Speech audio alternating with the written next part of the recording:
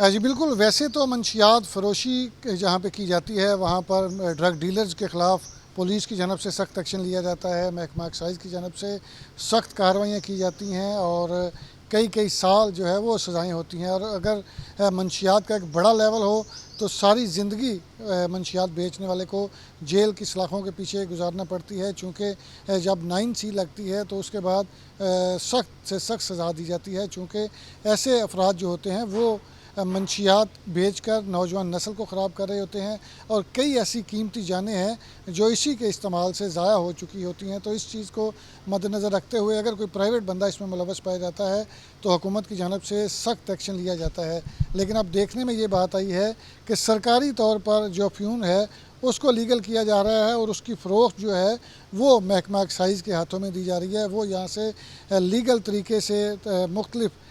Drugs بنانے والی companies کو اور مختلف ایسے افراد جن کو اس کی ضرورت ہوگی وہ لیگل طریقے سے سپلائی کریں گے۔ 2010 میں یہ فیکٹری جو تھی وہ ایکٹیو تھی، اور 2010 میں اس فیکٹری کو بند کر دیا گیا تھا۔ ہم اس او پی ایم فیکٹری کے سامنے کھڑے ہیں اور میرے کیمرہ مین ناصر مسعود جو ہیں وہ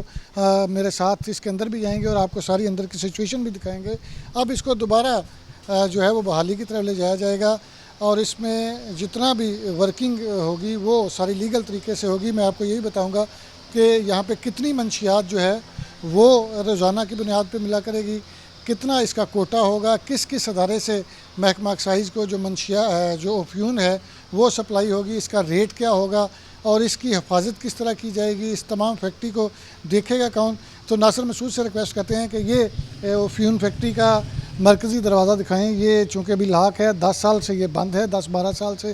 تو یہاں پہ یہ تمام کا تمام جو پروسیس ہے وہ شروع ہوگا۔ یہ ایک بہت بڑا ہال ہے جہاں پہ مختلف لیب کی طرز کی جو ہیں وہ میٹرز موجود ہیں، جس میں افیون کا جو سٹینڈر ہے وہ چیک کیا جائے گا۔ جو یہاں پہ مینیجر ہوں گے، جو انچارج ہوں گے، وہ اس ساری کی ساری خرید و فروخت کے بھی ہیڈ ہوں گے، اور جو سپلائی ہوگی مختلف کمپنیز کو میڈیسن بنانے کے لیے جو ضرورت ہوگی وہ بھی انہی کے دستخط کے ساتھ جائے گی۔ ڈی جی ایکسائز کی جانب سے حکم دیا گیا ہے کہ یہ تمام سسٹم کو بحال کیا جائے۔ کوسٹ گارڈ کی طرف سے بلوچستان کے جو مختلف ایسی ایجنسیز ہیں جو اس تمام معاملے کو ڈیل کرتی ہیں ان کی جانب سے بھی، اور اے این ایف کی جانب سے بھی مراسلے بھجوائے گئے ہیں کہ ان کے پاس افیون کی ایک بڑی تعداد موجود ہے، اس کو جو ہے وہ محکمہ ایکسائز یوٹیلائز کرے، اور مختلف کمپنیز جن کو پہلے سپلائی کیا جاتا تھا ان کے لیے یہ سپلائی یقینی بنائی جائے۔ تو یہ 40,000 روپے پر کے جی مختلف ڈرگز کمپنیز کو ایک کیٹیگری کی جو افیون ہوگی، اس میں 2 کیٹیگریز ہوتی ہیں۔ جو ایک کیٹیگری کی افیون ہے وہ میڈیسن کے لیے استعمال ہوتی ہے، دیگر جو ہیں وہ خراب ہوتی ہیں اور اس کا استعمال جو ہے وہ زہر کے طور پہ ہوتا ہے، تو اس کو یوٹیلائز نہیں کیا جائے گا۔ اس کے لیے ایک سسٹم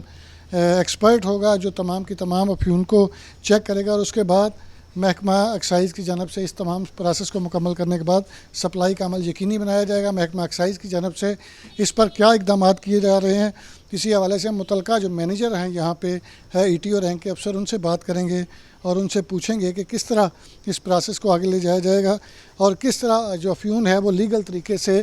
سیل کی جائے گی۔ تو یہ ایک فیکٹری ہے، تقریباً 10 مرلے جگہ ہے جہاں سے اس پروسیس کو دوبارہ شروع کیا جائے گا، اور اسی حوالے سے پہلے ہم بات کریں گے جو متعلقہ ای ٹی او ہیں آفتاب رحیم، ان سے پوچھیں گے اور اس کے بعد آپ کو اگلا مرحلہ بھی بتائیں گے۔ جی بتائیے گا آفتاب صاحب کہ کس طرح یہ تمام کا تمام پروسیس جو ہے اس کو آگے لے جایا جائے گا۔ یہ 2010 میں ڈس فنکشنل ہو گئی تھی، اور اب دوبارہ director general excise and taxation جناب محمد علی صاحب کی خصوصی کاوشوں سے اس کو ہم دوبارہ شروع کر رہے ہیں، کیونکہ اس وقت مختلف جو میڈیسن ہے پوری دنیا کے اندر اس میں او پی ایم ایک بنیادی چیز ہے۔ اس او پی ایم کو تمام کمپنیز اور تمام جو بڑے بڑے ادارے ہیں وہ او پی ایم کی جن کو ضرورت ہے وہ excise and taxation director general کو لیٹرز لکھ رہے ہیں۔ اس میں ہمارے پاس جو مین سورس ہے جو او پی ایم ہمارے پاس آتی ہے وہ پاکستان کوسٹل گارڈ نے ہمیں لیٹر لکھا ہے کہ ہمارے پاس 650 کلو گرام او پی ایم ہے، وہ دینے کے لیے تیار ہیں۔ اس پاکستان کسٹمز کی طرف سے بلوچستان گورنمنٹ، کے پی کے گورنمنٹ، تمام گورنمنٹس، کیونکہ یہ پاکستان کی واحد او پی ایم فیکٹری ہے،